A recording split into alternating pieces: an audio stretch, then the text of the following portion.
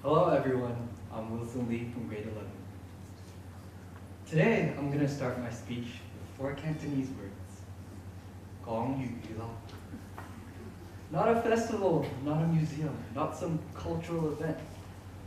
Just at the dinner table in Canada, when me and my brother were talking rapidly in English about which Pokemon was stronger. Well, my personal favorite is Charizard, of course. Then my mom would come in and say, 講白話啦, speak Cantonese. She didn't give us a lecture. She didn't explain history. She didn't say, you must preserve your culture. It was just that one sentence, but it was repeated so many times that it has become part of my childhood. At the time, I heard it as a rule. Stop being lazy. Switch back. I felt like my legs were chained to the ground when my English wings had just come out. I was 5 when I moved to Canada, and English quickly became the language of school, friends, and homework. English was everywhere outside.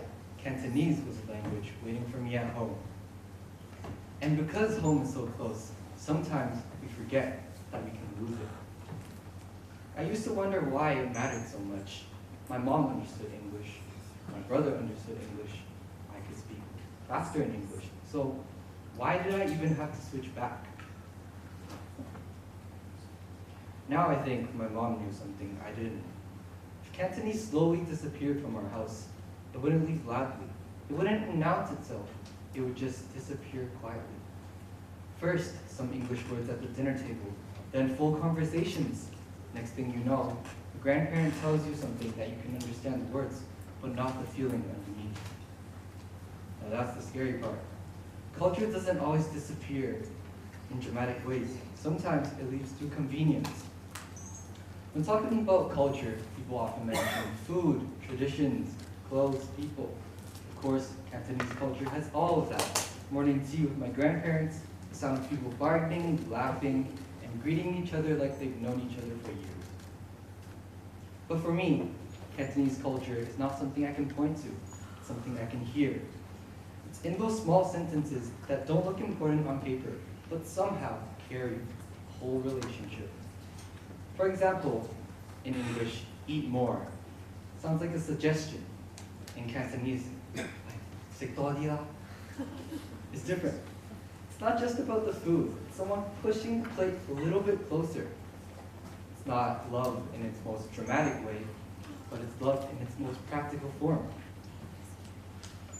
And the phrase, 唔使驚, doesn't just mean don't be scared. It sounds like someone's there next to you, telling you whatever you face, you won't face it alone. Yeah.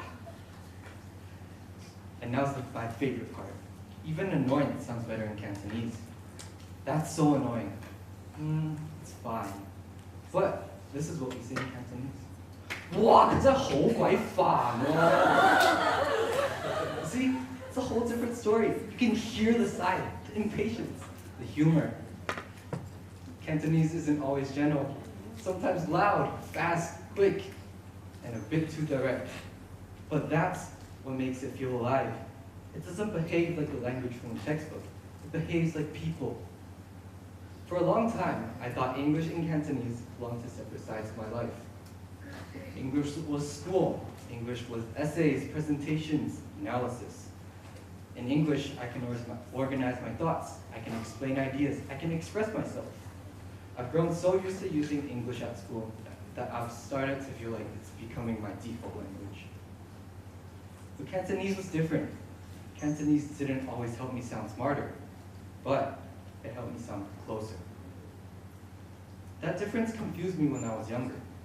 I wondered, which side was I more connected to? Was I more connected to the international English-speaking world, or was I more rooted to Guangzhou?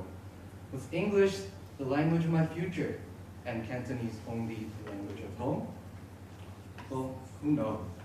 I don't think about that. I don't think about that anymore. I don't want to treat English like the enemy, because it's not. English has shaped the way I think. It gave me access to a whole other world and another version of myself. But Cantonese gives me something English cannot replace. It gives me a tone of home. It connects me to the people around me, my parents, my grandparents, my brother, and Guangzhou, in a way that is so hard to explain until you almost lose it. This is probably something many international students have in common.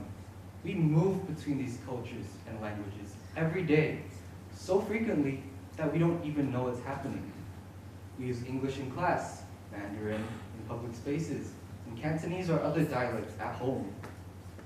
We can sound fluent in several worlds, but still wonder which one we actually belong in. Sometimes we're too international for one place and too local for another. Sometimes we understand our culture, but cannot explain it perfectly. Sometimes we know what something means, but not how to translate it. Cantonese has become my answer to that question. It reminded me that belonging does not always need a perfect explanation. Sometimes belonging is just the sound of your family talking in the room next door. It's an old song your parents recognize before the first line even pops up. It's a phrase you'll have heard hundreds and hundreds of times, but when you're older, it means more to you.